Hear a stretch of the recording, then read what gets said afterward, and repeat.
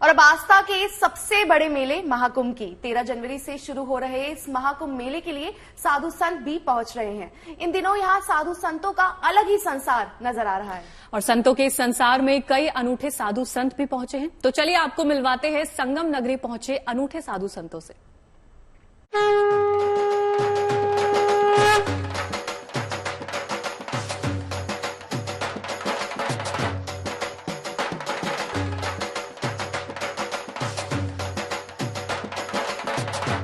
तीन नदियों की पावन धार जो तीनों लोकों में आस्था का शंखनाद करती है। संगम नगरी में आस्था के इस महासमंदर में समाने के लिए हर कोई बेकरार है।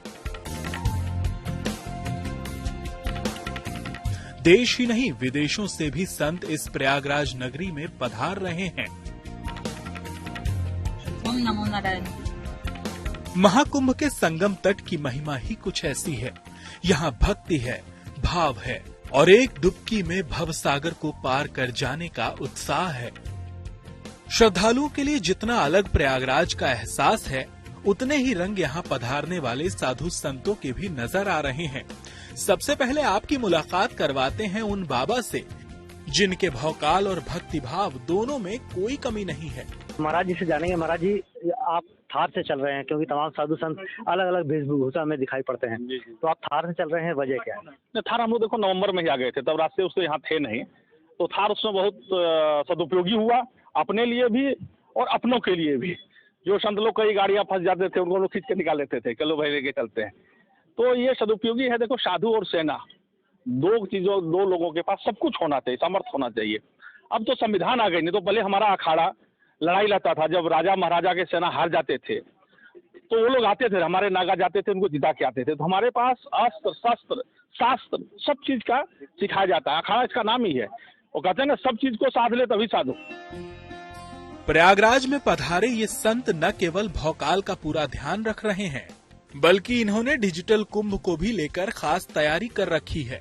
तैयारी ऐसी कि 40 करोड़ श्रद्धालुओं में भी इनका संपर्क इनके साथियों से नहीं टूटेगा।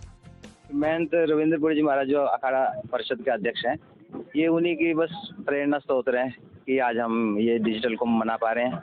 उन्होंने हमारे को ये प्रेरणा दी कि देखो, आप इधर से वहाँ जाते हैं, 14 किलोमीटर है, नेटवर्क की बहुत ज्यादा समस्या है। ये मैं नहीं, आप किसी से पूछ लेना, बहुत ज्यादा समस्या। पूछने की जरूरत नहीं है। जहाँ 40 करोड़ आदमी हो तो वहाँ नेटवर्क नहीं आएगा। तो इसलिए ये बहुत अच्छी सुविधा हमारे लिए कि हम अपने सब गुरु भाइयों से सबसे संपर्क कर पाते हैं। अब जरा गुवाहाटी से प्रयागराज आए सबसे कम हाइट वाले बाबा से मिलिए, जिनकी लंबाई 3 फीट 8 इंच के करीब है। कमाल की बात यह है कि बाबा गंगागिरी खुद को सबसे एंटीक पीस बताते हैं। संगम नगरी में जब ये भ्रमण पर निकलते हैं तो लोग इनके साथ सेल्फी लेना नहीं भूलते। प्रयागराज में पधारे अब जरा इन चाबी वाले बाबा से मिलिए, जो अपने एक हाथ में 20 किलो की लोहे की चाबी लेकर घूम रहे हैं। बाबा के साथ आए इस रथ में चाबी ही चाबी नजर आती है। चाबी वाले बाबा इस 4 पहिया रथ को अपने हाथों से खींचते हुए यात्राएं करते हैं और इनकी हर चाबी की कहानी हर यात्रा से जुड़ी हुई है। चाबियां तो हम खुद में बनाते हैं, हाँ, और बनाते हुए दिखेंगे भी। ये चाबी हमने लता मंगेशकर चौक पे अयोध्या में बनाई है। उसके पहले जो ऊपर चाबी जब राम लगी भूमि पूजन में, वो चाबी बनाकर मैं लेकर के गया था।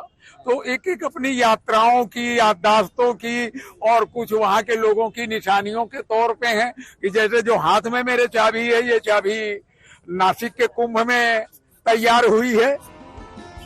रायबरेली के रहने वाले चाबी वाले बाबा का असली नाम हरिश्चंद्र विश्वकर्मा है, जो अयोध्या से अपने इस रथ को हाथ से खींचते हुए कुंभ नगरी पहुँचे हैं।